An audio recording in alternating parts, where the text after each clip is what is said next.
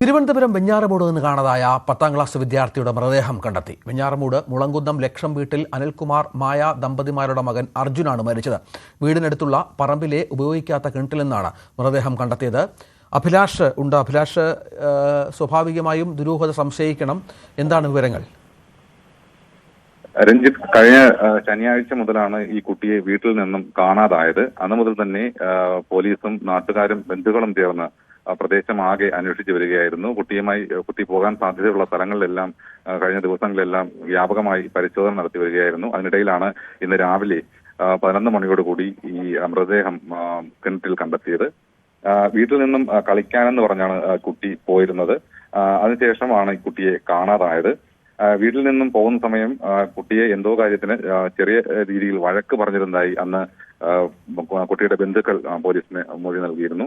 എന്തായാലും ഈ മരണ കാരണം സംബന്ധിച്ച് അല്ലെങ്കിൽ എന്തെങ്കിലും ദുരൂഹതകൾ എന്തൊക്കെ നീങ്ങുന്നതിന് വേണ്ടിയിട്ട് പോസ്റ്റ്മോർട്ടം നടപടി പൂർത്തിയായാൽ മാത്രമേ കഴിയൂ എന്നുള്ളതാണ് പോലീസ് പറയുന്നത്.